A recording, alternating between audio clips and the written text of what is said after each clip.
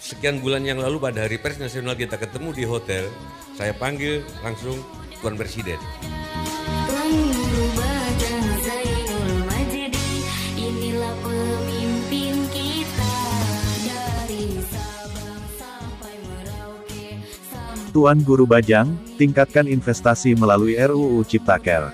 Pimpinan Ormas Islam Nahdlatul Watan, Muhammad Zainul Majdi atau Tuan Guru Bajang TGB, menilai pembahasan RUU Cipta Kerja merupakan sebuah upaya pemerintah dan DPR mempertahankan pertumbuhan ekonomi juga sekaligus meningkatkan investasi.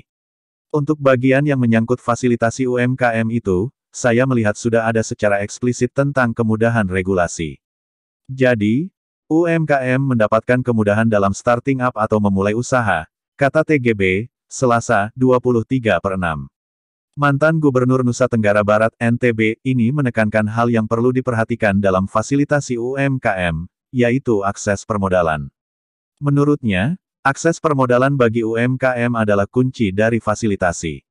Dia melihat sampai saat ini masih banyak persyaratan yang menyulitkan UMKM mengakses pembiayaan dari lembaga keuangan, seperti perbankan.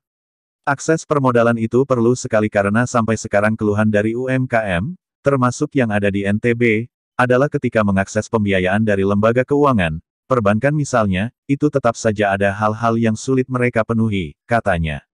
TGB memberikan contoh kasus UMKM di wilayah NTB. Masih banyak lembaga keuangan khususnya perbankan menerapkan prinsip kehati-hatian yang berlebihan terhadap UMKM. Misalnya, soal jaminan pinjaman. Sementara diketahui, UMKM hanya mempunyai aset satu-satunya, yakni bisnis yang sedang dia mulai. Bila kemudian pinjaman itu harus ada jaminan, seperti sertifikat tanah, atau yang lain, itu, kan, memberatkan bagi berbagai kelompok, ucap TGB.